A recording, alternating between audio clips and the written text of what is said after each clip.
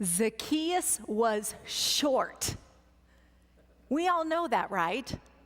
We just heard the song. Zacchaeus was a wee little man was he. So, if it's in a song, of course, it must be true, right? Of course. And it says so in our scripture today. Verse 3. Let's read it. He was trying to see who Jesus was, but on account of the crowd, he could not because he was short in stature. There it is. Well, what else do we know about Zacchaeus? He was a chief tax collector and he was rich. Have you ever wondered how he became a tax collector? Or how did he climb the ranks to become a chief tax collector, which means he was over other tax collectors? I always thought he was rich because he was a tax collector. However, in my studies, one of the sources I read said that it was the wealthy Jews who applied to become tax collectors. Is that not the human condition? For those who already have, they want more? You may already know, but I remind you how much the tax collectors were not popular, not liked, even despised in their communities. And as we heard the children's story, you can understand why.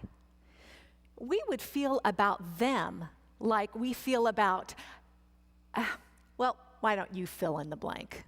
Remember last Sunday when Clayton invited us to picture someone that we deeply loved and someone that we despised?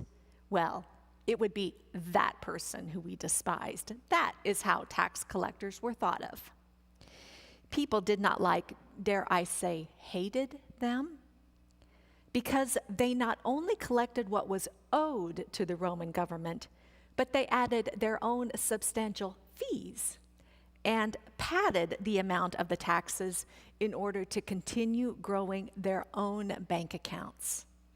It seemed to be common knowledge that they did this, but it didn't seem like there was anything anyone could do about it. The same source I referred to just a bit ago said the religious leaders especially despised the tax collectors, and they were considered unclean because of their contact with the Romans. Their testimonies were rejected in court, and they were not redeemable under the law of Moses. When Jesus made friends with the tax collectors, his ministry was immediately under suspect. End quote. Well, I think by the time in his ministry, it had been already considered suspect for a while. He was already known to hang out with sinners, even eat with them. So it should not have been surprising to the crowd that day that Jesus told Zacchaeus, "Hey, I want to come over for supper." Yeah, let's get back to Zacchaeus. He was short. We have already established that. And he was, in verse 3, trying to see Jesus. Can you relate to that? I sure can, especially in these difficult days. Some days it's just been hard to see Jesus. Some days we got to do some work. We need to climb. Sometimes we need to climb a little higher than we want to. Oh, maybe I'm good right here. Some days it's a challenge more than other days. Zacchaeus recognized his own height challenge. His chosen occupation was a challenge, and that he couldn't see Jesus. He took steps, or rather a climb. I tried climbing this tree, but as you can see, some branches broke out. So here I am. Jesus met him right where he was.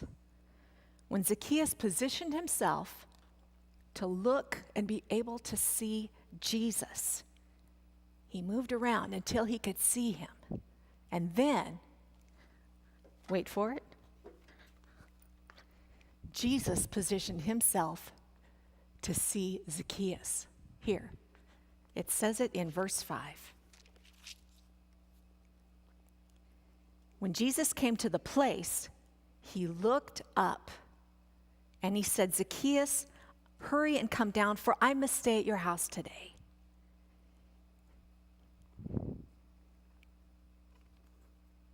he looked up.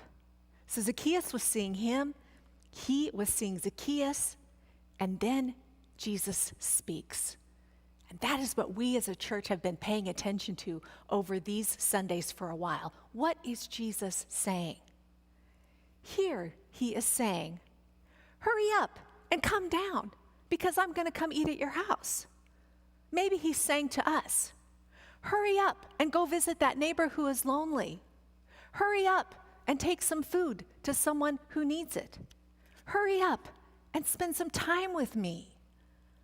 I am coming over. I love you and I want to spend time with you. Is that what Jesus is saying to us today? We have an opportunity to respond. We know how Zacchaeus responded. Well, he jumped down and he was excited to meet Jesus. It was the crowd around him that wasn't so pleased. They were grumbling, and they were grumbling against Jesus. Why was he going to the house of a sinner? Why isn't he coming to our house? Our house is it's cleaned and vacuumed. We baked sweetbach yesterday. We've got a roast in the crock pot, corn on the cob, and you know from where? Cherry pie. We are ready for Jesus. We have a good reputation in this town. Not like that Zacchaeus. Well, Zacchaeus heard every word and took in how they felt, but he had just experienced what it was like to be seen by Jesus, to be recognized, to be accepted. Before he can stop himself, he declares to Jesus that he will give half of his possessions to the poor, and he will pay back 4 times as much to anyone who he defrauded. For him to make a statement like that in that moment, God must have been working in his heart long before Zacchaeus climbed that tree. But it wasn't seen. It wasn't noticed. The first time the people experienced it from Zacchaeus was in that moment. Commentary from Mary Schertz says, it is interesting to note the order of events in this text. There is no sharp division between the work of God in Jesus and Zacchaeus' own movements and actions toward his salvation. Zacchaeus is seeking Jesus. Jesus reaches out to Zacchaeus. The setting is a setting of communion and hospitality. And from that setting flows personal transformation as Zacchaeus responds with generosity and justice. In the end, Jesus announces that these actions and interactions are the work of salvation, a salvation that restores Zacchaeus not only to God, but also to his community as well. End quote. Transformation, salvation, restoration, these words quench a thirsty soul. Let's spend just a few minutes on transformation. We'll save the other 2 for another time. Transformation for Zacchaeus may have happened instantaneously when Jesus saw him and spoke to him. Or it could have been happening a long time before Zacchaeus climbed the sycamore tree to seek out Jesus. We don't know. I kind of lean toward the second idea, but again, after hearing the children's focus and how mean Zacchaeus was in that story, maybe it was instantaneously. But anyway, for the sake of argument, let's say that it's the second idea.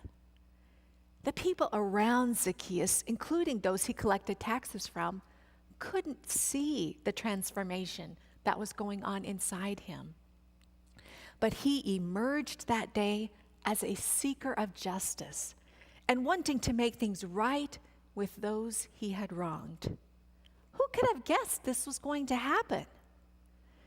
I'm reminded of the transformation of a caterpillar into a butterfly. I know this is not a perfect correlation, but it came to my mind. No one can see what is happening in that cocoon, but when the time is right, a beautiful butterfly emerges. If you have children around you who have sort of drifted away from watching this live stream, please invite them to come back. We're going to show a real short video about a cocoon coming into a butterfly. So please invite the children back and let's watch this video.